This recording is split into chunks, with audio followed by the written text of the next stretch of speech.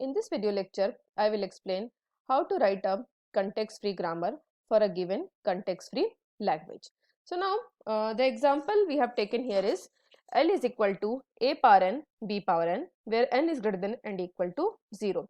So we have already seen that this language is a non-regular language. So I cannot construct a finite automata for this. So this is a non-regular language and it is a context-free language.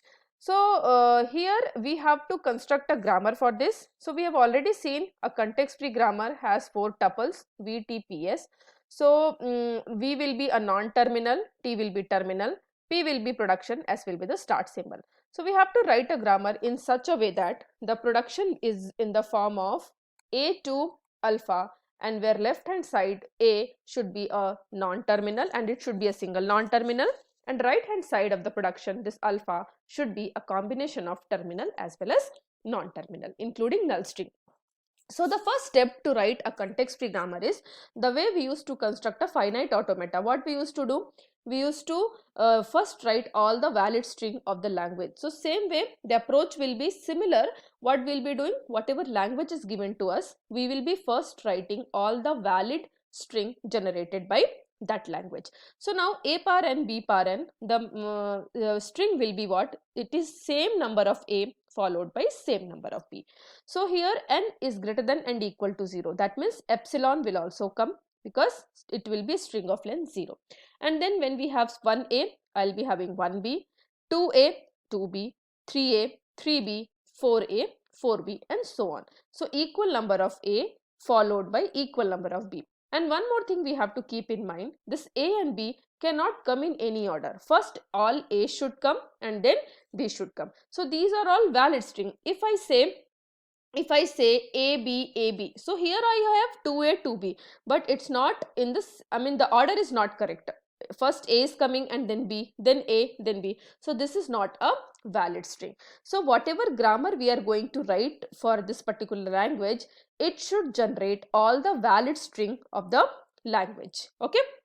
Here it should not generate any invalid string. So now we will be writing the first 4 tuples, and we have to decide how many non-terminal will be having, how many terminal will be having. So here first we will try to write the production, and then we will decide what is the non-terminal and what is terminal. So we are saying this is the production S to ASP.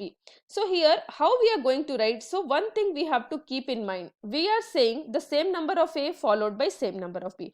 So whenever A comes, B should also come. So there will be some start symbol always. Okay.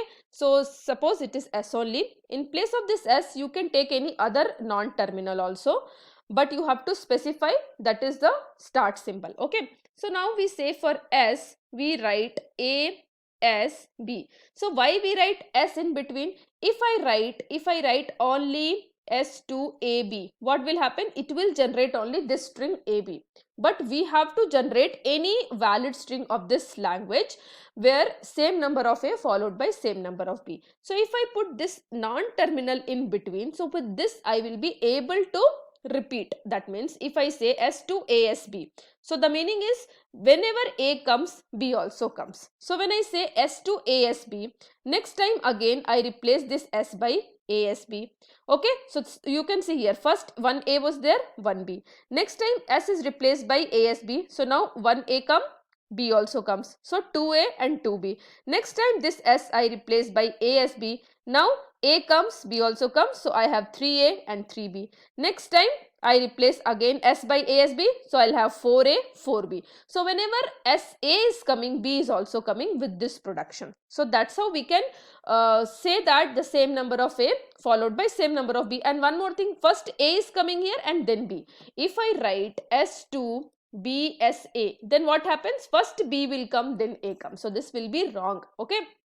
So this is one of the production. Now we say epsilon is also a valid string of this language. So whenever we say epsilon, we have to put epsilon only in the right hand side. So there are two production S2 epsilon and S2 ASB. So instead of writing 2 lines, I can just write S2 ASB and epsilon. So this will be the production, and here we can easily say there is only one non-terminal S, so V will be S, and there are two terminals A and B, small letter symbols, so T is A and B, S is the start symbol, and this is the production. So whenever we write a grammar, these four tuples we have to clearly mention. Okay, so this is the answer. And so context free grammar, you can come up with a different grammar. The only thing is, whatever grammar you have written, it should be able to generate all the valid string of that particular language. It should not generate any invalid string. So now with this grammar, I can only generate valid string.